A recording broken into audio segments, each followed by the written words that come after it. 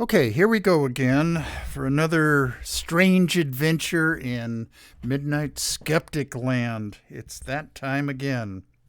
Here we go with the play-in music.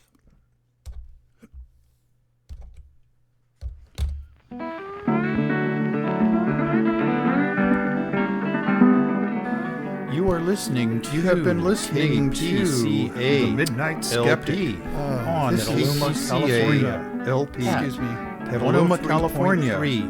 And we're at 103.3 and on the FM dial and worldwide at www.kpca.fm. Support community radio.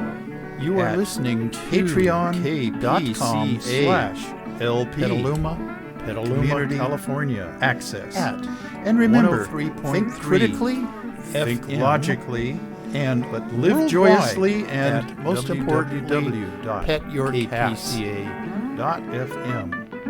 And this is the Midnight Skeptic. The views of the Midnight Skeptic are not, repeat, not necessarily the views of KPCA or any of its affiliates.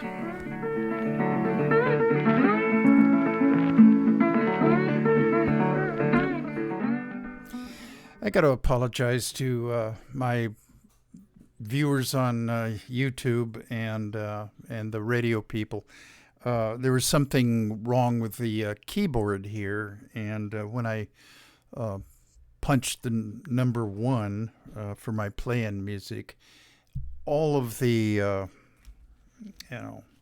all of the sound effects and everything just played all at once. So that was that, but I seem to be okay now. Okay, this is the Midnight Skeptic show number 81. It's going to be broadcast worldwide on www.kpca.fm on this coming Sunday, the 14th. And then the day I'm recording it, today is Thursday. This is kind of late in the week. I usually try to do it either on Tuesday or Wednesday, but so be it. Okay, and all right. I got to reiterate that my views, the Midnight Skeptic's views, are not necessarily those of Petaluma Community Access, but I suspect that all of the people that work down there share my views. We're all more or less woke. I don't know if any of them would call themselves woke, but I'm not afraid to call myself woke. I'm proudly woke. Maybe I'll have some t-shirts made up to that effect. The Midnight Skeptic, and then, KPCA FM, 103.3 FM, is proudly woke. Okay. All right. Shout outs. I'll try to do this really quickly. Anchor.fm/Spotify, where I'm heard worldwide. Got a couple in Europe. Well, maybe about 10 or 12 in Europe. And 2 in Australia, 2 in New Zealand. And enough of that. Okay, locally, Nariman and Keith and Cody K, and up in Katati, Kevin and Lori, and let's see, Tom and Nancy Throw, and then over to Sebastopol, Rich and Kathy Berger, and I'll see you this Saturday, Rich, and then let's see, Dennis and Megan down in Tiburon, and Yvonne Santos down in San Francisco, and then over to Pacifica, Stan and Kathy. I will see you on Saturday as well. And then in Pacifica, Susan Miller. She is the fount of progressivism in Pacifica. Okay. Liberal, progressive, far left, radical left is what the Republican MAGA heads might call her. Okay, all the way down in L.A., Jackie and Wayne Kolar, and their daughters Samantha and Melanie. Okay, and then Arizona, my brother Bran and his wife Mina, their daughter Andrea, my niece. She's a nurse. Take care of yourself. Monkeypox and COVID are out to get us all. And here, as long as I'm talking about diseases, Legionnaire's disease has reared its ugly head over in Napa. There's a couple of cases over there. One person has died from it, but Napa is, there's Petaluma, over the hill, Sonoma, and then over another range of hills is Napa. We're all in the wine country up here. Okay. And then Karina Hilliard in Arizona, down in Patagonia, the snake removal lady. And then over to Florida, Nelson and Alice Lydell and Amelia Beamer. Thanks for getting back to me as soon as you did. And then up to Raleigh-Durham, Dave Rubin, and then up to Long Island, Geraldine Goldfinger. Whew. Okay, there's all my shout outs. Did I mention Arkansas? Shannon Reed. Yeah, whether I did or not, she listens occasionally. Okay, the new regime is that I'm going to bend over backwards trying to find good news, especially to start the show with, and then I promise you that I will always end with a bit of good news. It's just the Midnight Skeptic's promise to all my thousands and thousands of listeners out there. All right, starting off. Good news. Alex Jones and InfoWars were hit with a $4.1 million award to a Sandy Hook family due to his on-air lies about the Sandy Hook mass shooting as being a hoax. Although his net worth is north of $120 million, he's not out of the woods yet. 2 more lawsuits are pending. One in Connecticut, another family of the Sandy Hook kids, parents, and another in Texas. Well, this $4.1 million award was for compensatory damages.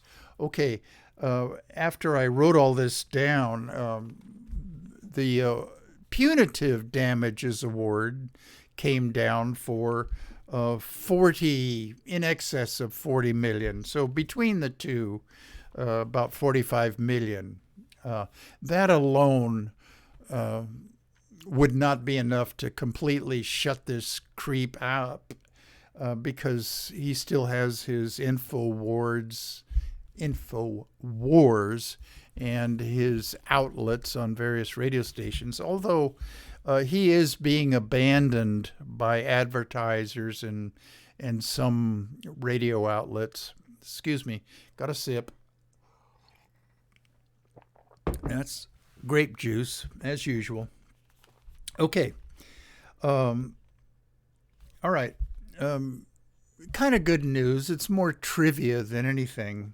The first person to use the term, and he was a scientist, to use the term greenhouse gases, was a Swedish scientist, Svante Arrhenius, in a paper that was published in, you ready for this, 1896.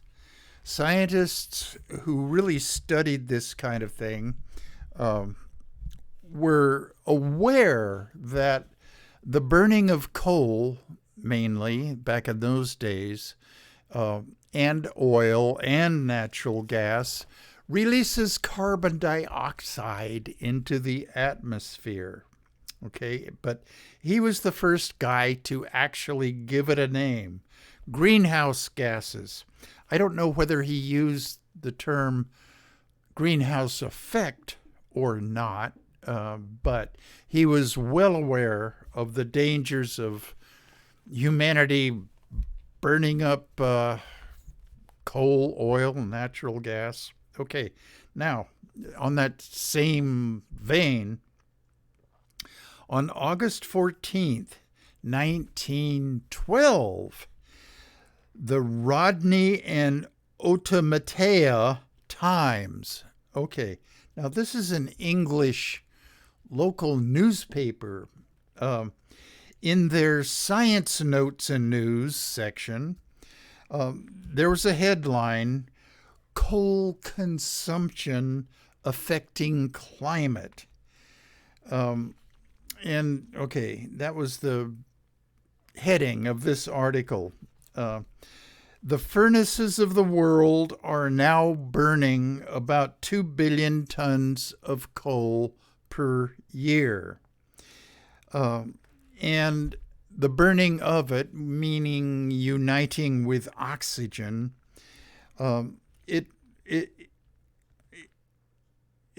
puts out, oh boy, it puts out about 7 billion tons of carbon dioxide in the atmosphere annually.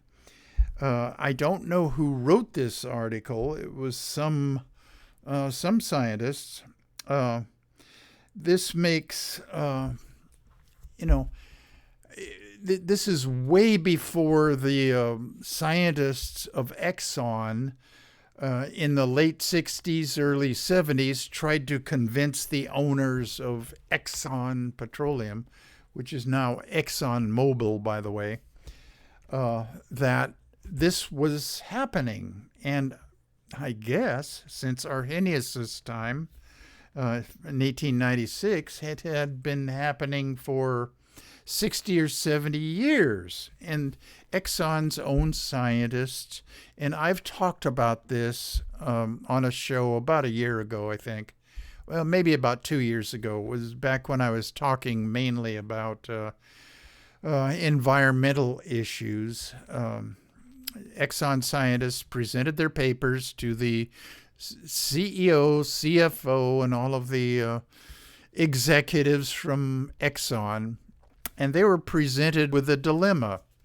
Well, if that's true, do we devote our excess money and profits to figuring out ways to clean the atmosphere or to lessen the amount of CO2 that power plants and cars and et cetera, put into the atmosphere? We could do that and devote our scientific research to that, as well as how to drill more effectively for oil.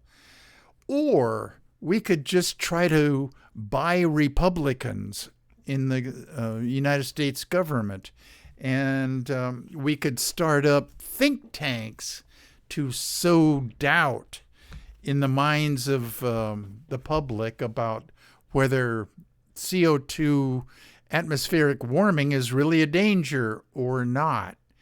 Well, they chose the latter way because, I don't know, I guess they figured in the long run it would be cheaper than actually spending real money on scientific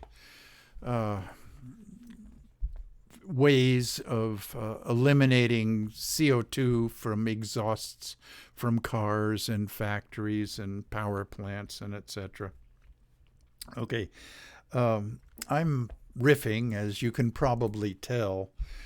Okay, another item. Let's see. Oh, wait a minute. Let me back up just a little bit. I wrote in the margins in my notes the Rodney and Ottumwa Times. This is a town or a village or a district in New Zealand. It was them that wrote this article. And I saw this article. Somebody had taken a photo of it and posted it on Facebook. And I don't know who did that, but it was there. And I saw this and thought that, geez, I should really report on this for the benefit of my thousands and thousands of listeners and fans out there. So there it was, the New Zealanders. Some New Zealand scientific reporter wrote this. Okay, all right.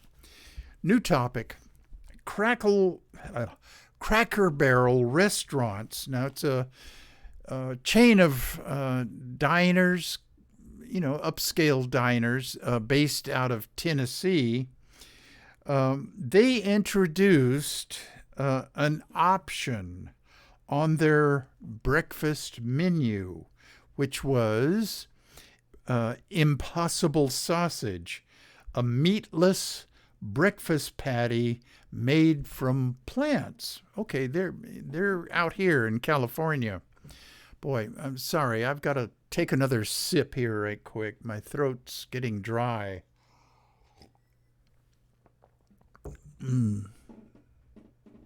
Okay. Well, one would think that the fans of Cracker Barrel restaurants would cheer this. And if people don't want the patty, it's optional. You can order it if you want to.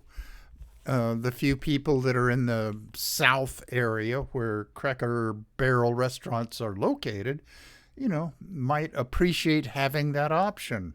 Okay. But no, the right-wing MAGA heads raised a stink about it. The addition to the menu infuriated the always angry, probably MAGA head base. But it's optional. Don't you want freedom to choose? Well, no, they don't. They want rules to follow, which doesn't include being woke. Okay, this addition to the menu infuriated, blah, blah, blah. One Facebook user messaged, "You just lost the customer base. Congratulations on being woke and going broke." All right, that was an angry Facebook poster, obviously a MAGA head. Okay, I gotta flip a page here. All right. This is an opinion piece that I saw on the Washington Post. It's written by Dana Milbank, a newspaper writer, and some people call him a pundit. He's a leftist opponent. Not opponent, but opinion guy. All right. His article is entitled, "The GOP is Sick. It didn't start with Trump and won't end with him." And this is this essay that appeared in the Washington Post is taken from his new book called "The Destructionists." And I encourage all my listeners to go out and buy this book. I don't have it myself yet. I'm reading a couple of other books right now that will eventually work their way into my Midnight Skeptic presentations. Okay, anyway.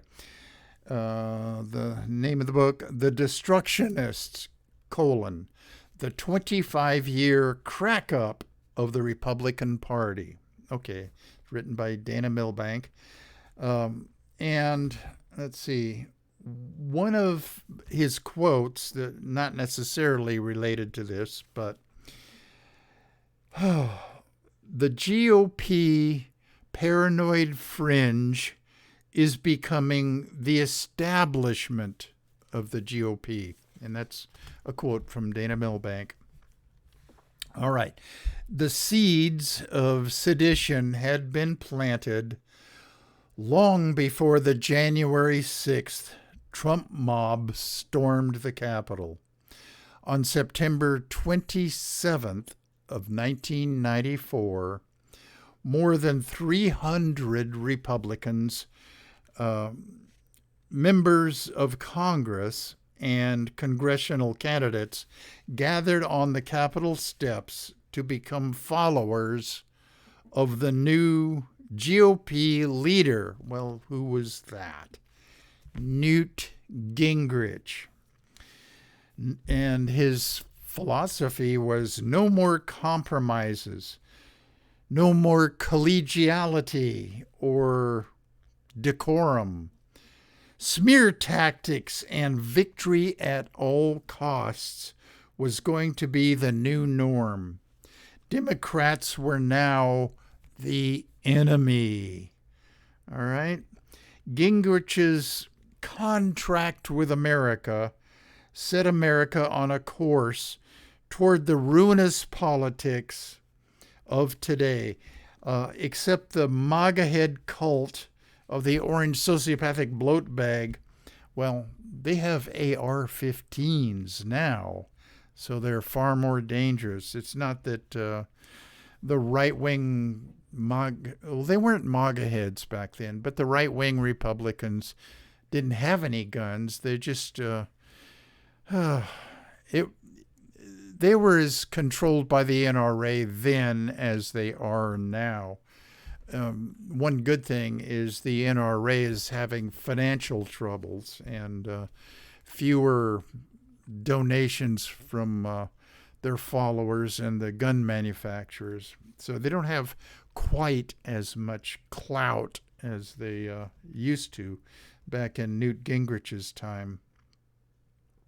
Okay, another thing. A good news notice on my Facebook. Do you know how damn guilty you have to be for a federal judge that you appointed to sign off on a search warrant issued by an FBI director that you also appointed and executed by a Department of Justice attorney that you also appointed? Do you know how guilty you have to be? And before I started recording this episode of Midnight Skeptic, I was watching my lefty propaganda shows on MSNBC, and Merrick Garland came on and made the announcement that he personally authorized this search warrant of Mar-a-Lago.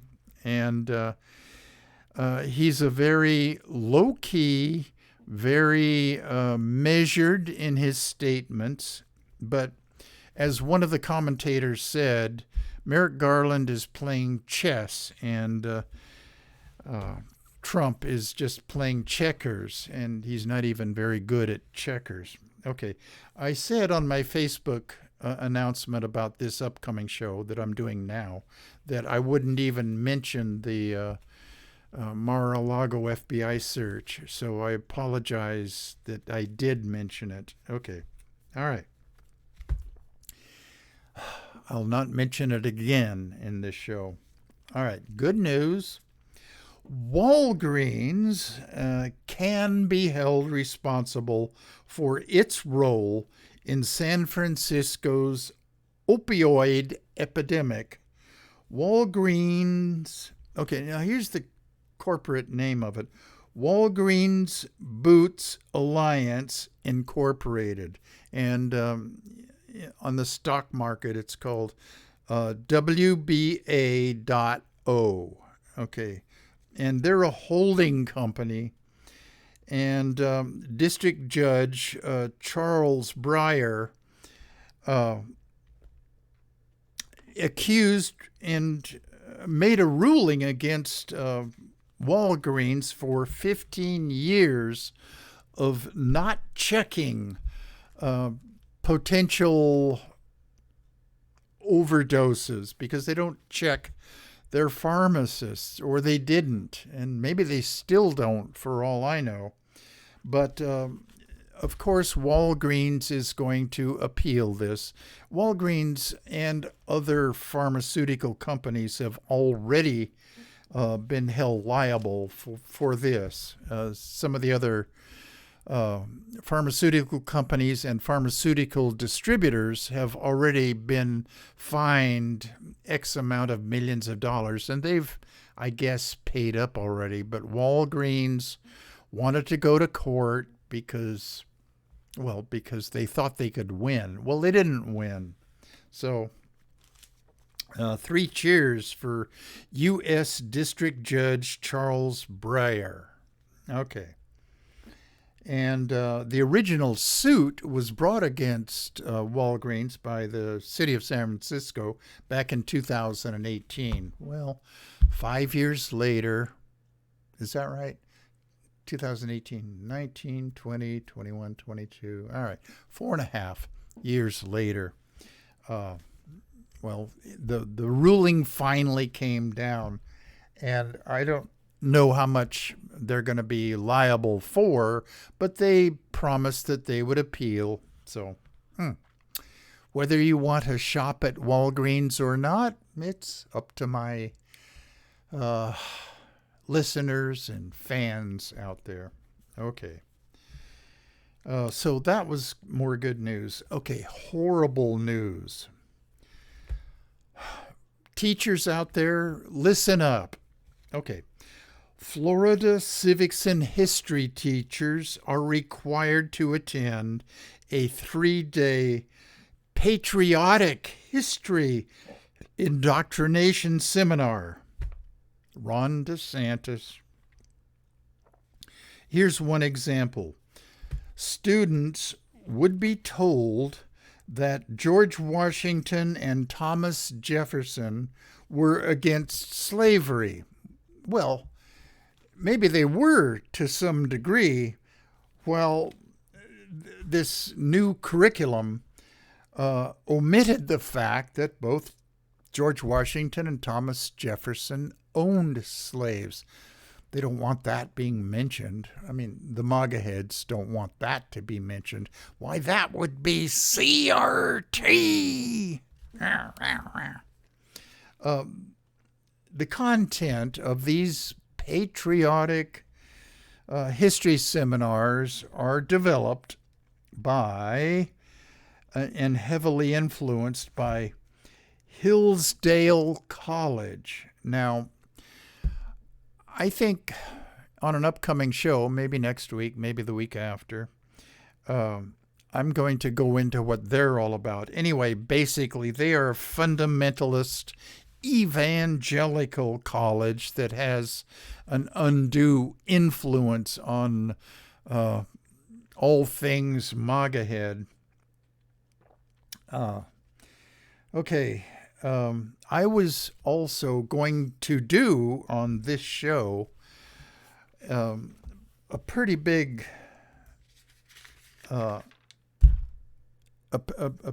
segment on Christopher Rufo, R-U-F-O.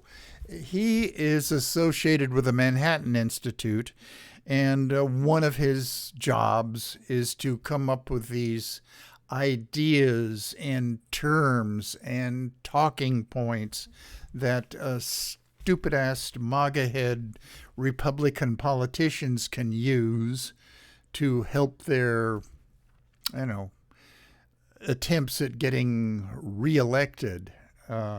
Because, MAGA-head GOP cult members of the orange sociopathic bloat bag can't really think for themselves. They're not really intelligent enough to not rely on outfits like the Manhattan Institute or the Federalist Institute or the Heritage Foundation, all of those right-wing think tanks. Okay, they're essentially Louis Gohmerts and Ron Johnsons. So, they aren't the brightest bulb in the United States government. Okay, good news. 5 religious leaders have filed lawsuits against Florida's current 15-week abortion ban. A rabbi, a Buddhist leader, a Unitarian minister, a Church of Christ minister, and an Episcopalian minister have all filed lawsuits in Dade County, Florida, to overturn the anti-abortion law. Okay, Rabbi Joseph Rosenberg of Tampa said, quote, "The view that abortion should not be legal is a Christian idea." And here's my editorializing about that. It is a right-wing, hateful, horrible Christian evangelical idea. Okay, that's not the rabbi saying that. That's me saying that. Okay, Rabbi Rosenberg goes on. "I support Christians' right to practice it, but the government telling me I have to follow the law according to the Christian faith, that's horrific." Here, here. All right. Lama Karma Chatso, a Buddhist leader in the Miami-Dade County area, said in his lawsuit that lamas should be able to counsel Buddhists, quote, to use self-determination. Oh, what a concept, self-determination. To make choices to access abortion services and birth control with no restrictions on movement, autonomy, type, or timing. I applaud that. Okay. This whole pro-life, so-called pro-life thing, don't let them say it's not a religious thing. It is. And, well, I'll say it again, and I've said it a lot of times. I trust women to make the choices that are best for them. And there's only one real issue in this whole Michigas debate, whether women, okay, let me back up a bit. Who controls women's bodies? Women themselves or the government? That's the only issue.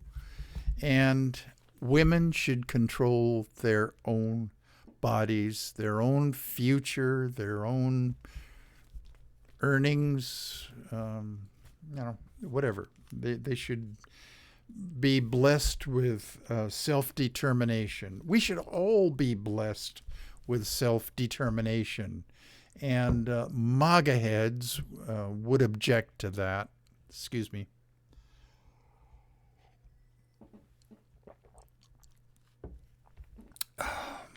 MAGA heads would turn over all lawmaking and morality-making chores to evangelical, right-wing Christian, I've never used the term Jesus freaks on this show, but I'll use it this time. And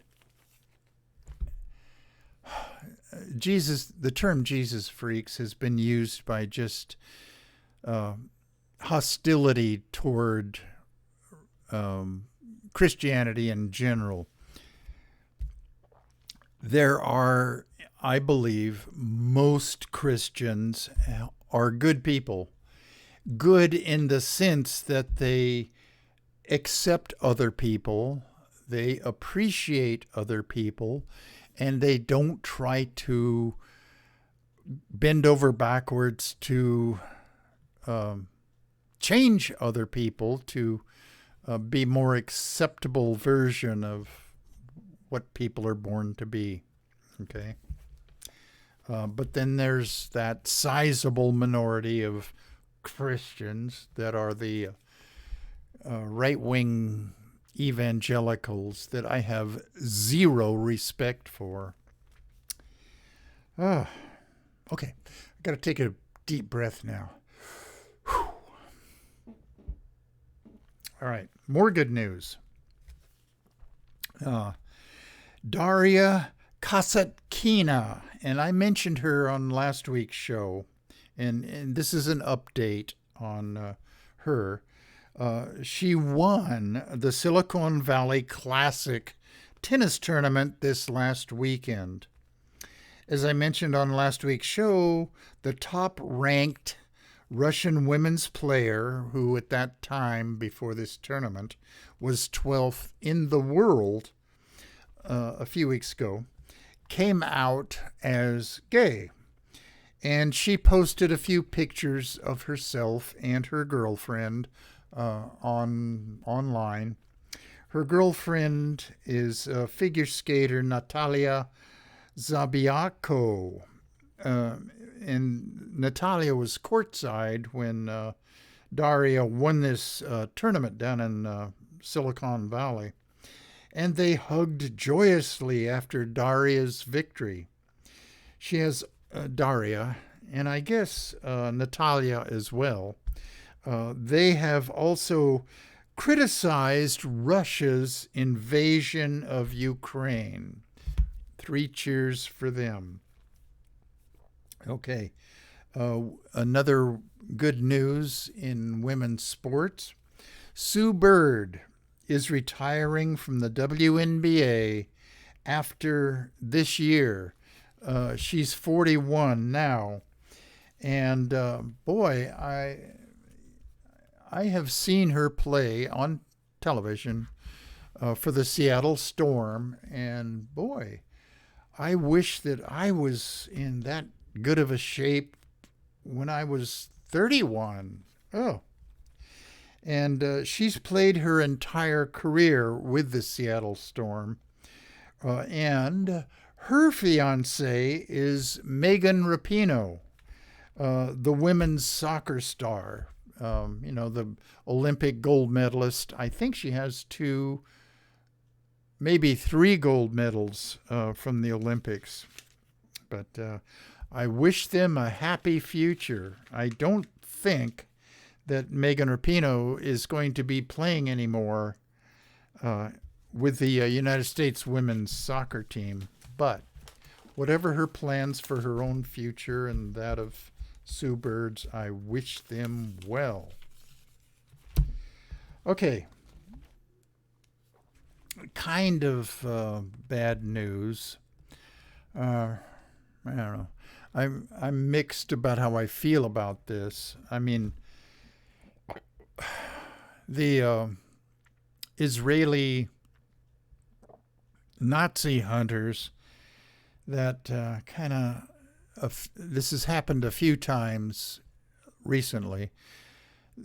They finally found a Nazi prison guard or somebody who has helped exterminate Jews, but like they're 99 and 100 now. I get it that justice has to be served, okay? But these frail little guys in a wheelchair being wheeled into a courtroom and found guilty of being a Nazi killer. Yes, they deserve it, and advanced age doesn't justify their being let go. They'll die in a couple of years in prison anyway. Okay, the reason I'm going into that is about this segment. Kind of bad news. Carolyn Bryant Donham. Okay, well, who's she? She's now in her 80s and living in North Carolina. And she was not indicted by a grand jury in Mississippi on her role in the Emmett Till killing and kidnapping. She was the white woman that she claimed to be harassed by Emmett Till, who I guess said a few things to her and whistled at her because I guess he thought she was attractive. He was a 14-year-old kid at this time, and this is in 1955. There was recently an unserved arrest warrant for Carolyn Bryant from 1955, and it was only recently discovered amongst the Emmett Till's family's possession, and I'm not sure how it got with them, but a judge down in Mississippi looked at it and decided not to finally serve the arrest warrant on Carolyn Bryant Donham.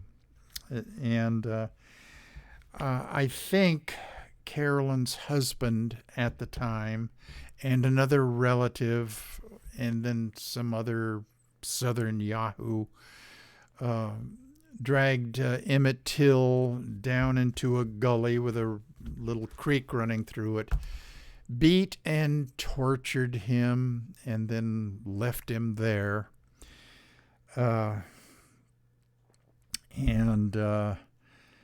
He was very, very badly disfigured. Okay, well, the local sheriffs found him, and I don't know the entire story, but the body of Emmett Till was shipped back up to Chicago.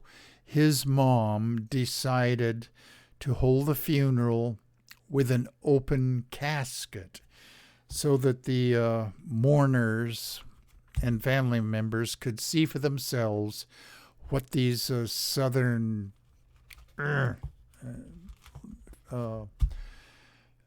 what would today be called MAGA heads did to her son Emmett. And there has been a movie made about the Emmett Till incident, and I have not seen it.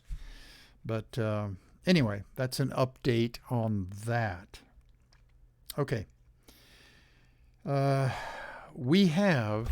is a new topic.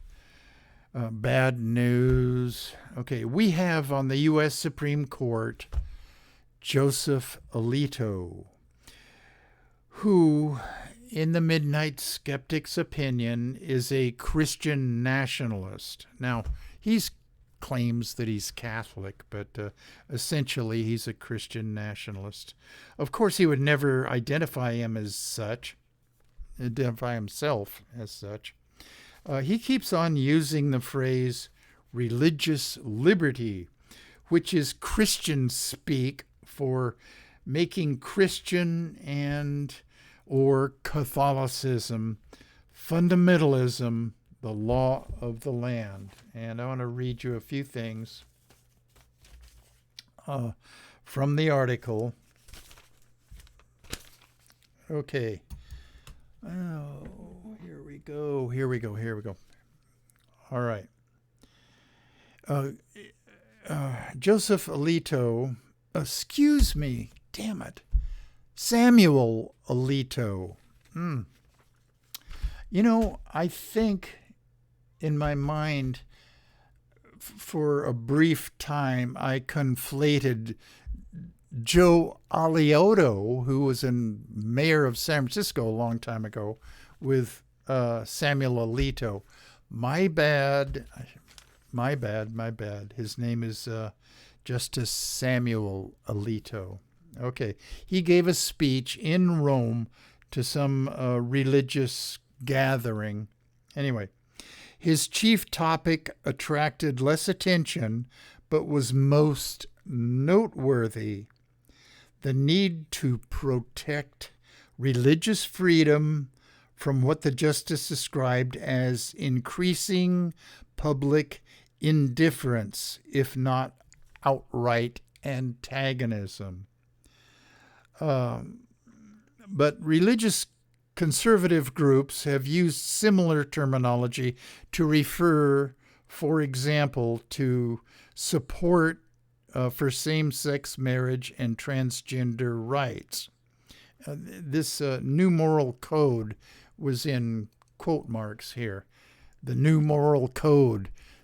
To me, that means acceptance and actually loving your fellow man, no matter how they see themselves or present themselves to the world. Jesus would never have gone for that. Acceptance and love. What a woke idea. Okay.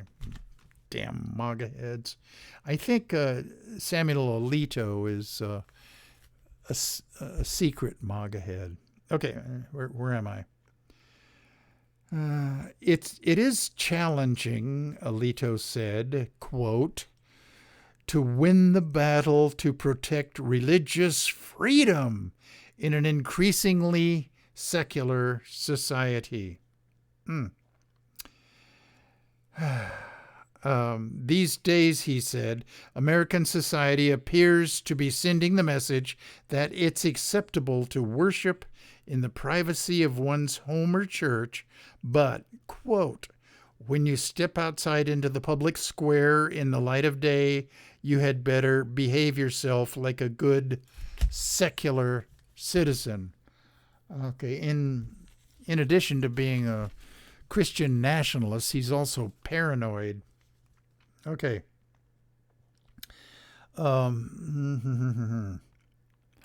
Okay, and increasing numbers of young Americans describe themselves as non-religious. Alito asked, what can we do to convince these people that religious liberty is worth protecting? Now, I want to say again that when he says religious liberty, what he means is the freedom of conservative evangelical Christians and Catholics to impose their views on all of the rest of us. That's what religious liberty means to him and people of his ilk. Okay, let's see. This is another quote from Samuel Alito. There is a growing hostility that we see to people of faith, particularly people of Christian faith. Oh, paranoid, said Matthew Staver, chairman and co-founder of the religious nonprofit Liberty Council.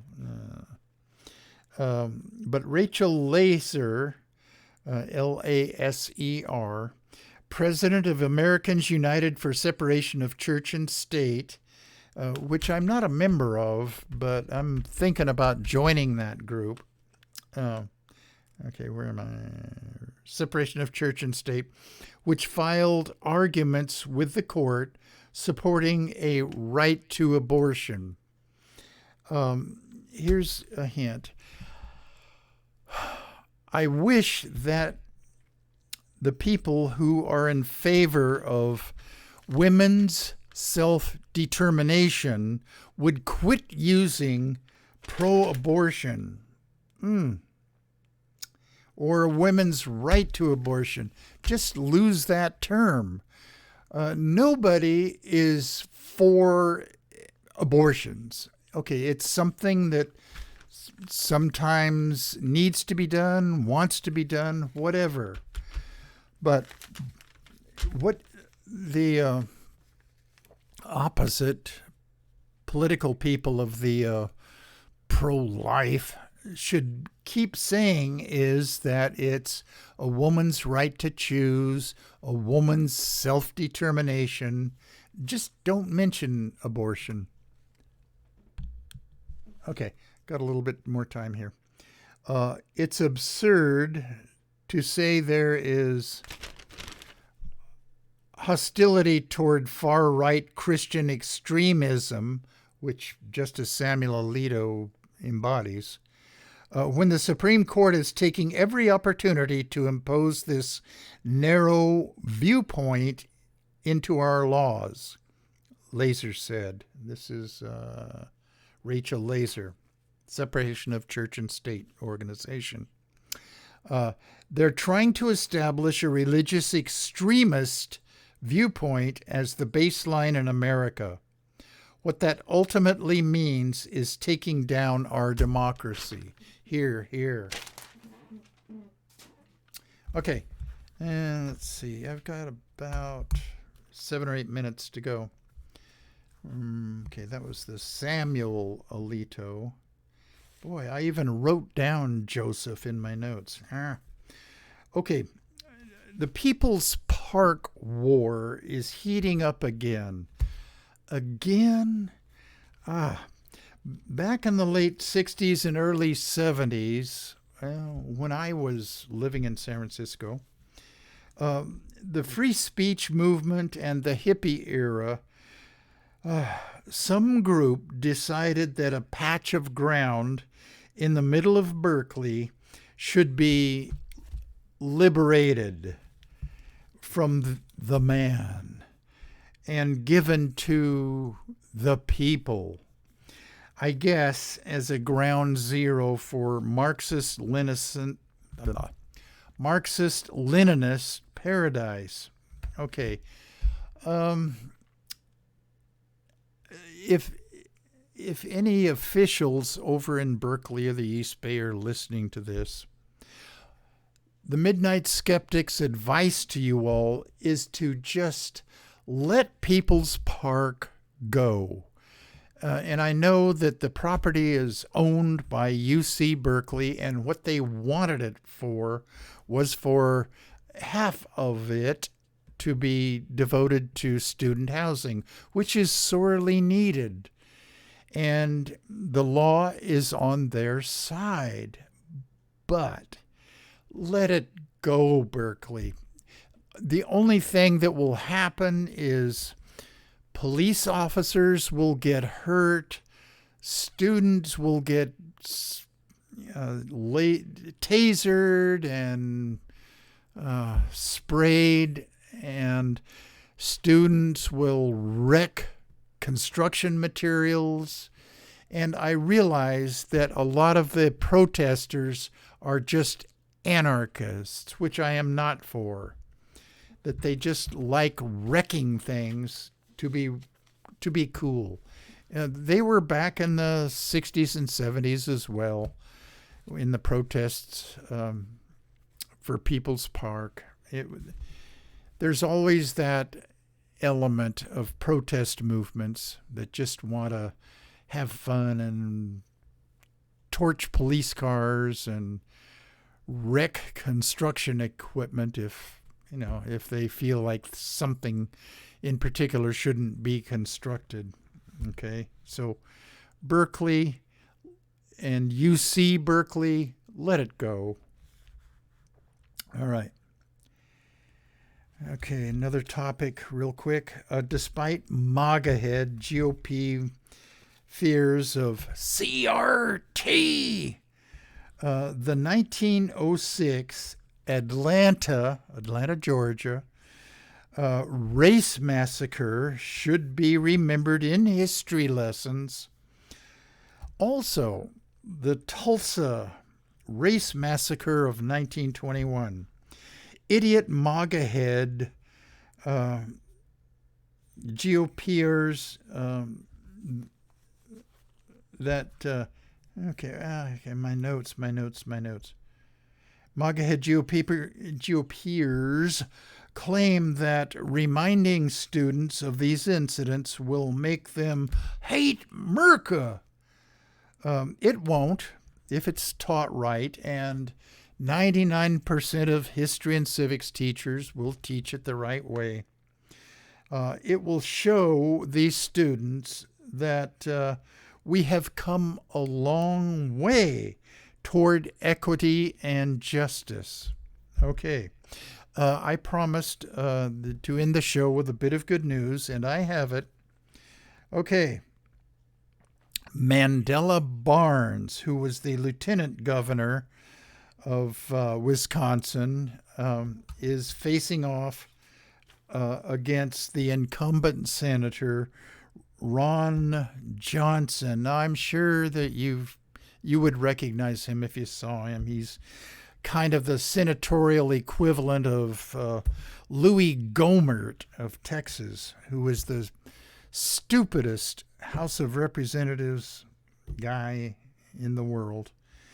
Anyway, Mandela Barnes is slightly ahead of Ron Johnson, the Republican. So I wish Mandela Barnes well.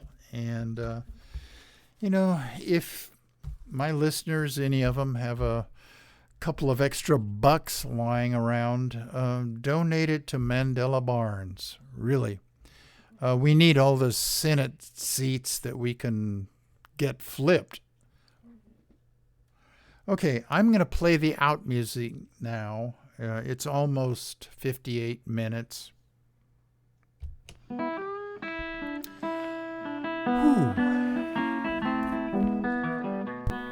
You have been listening to The Midnight Skeptic on KPCA LP, Petaluma, California. And we're at 103.3 on the FM dial and worldwide at www.kpca.fm. Support community radio at patreon.com/Petaluma Community Access. And remember, think critically, think logically, but live joyously, and most importantly, pet your cats.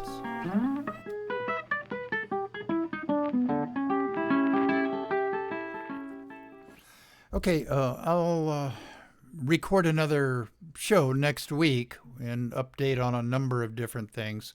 It'll probably be recorded on Tuesday or Wednesday. I don't usually wait until Thursday, but go on to projectcensored.org and sign up for their newsletter. Mickey Huff, who is the godfather of it, does a good job on informing us all about the news that didn't make the news. Take care, people.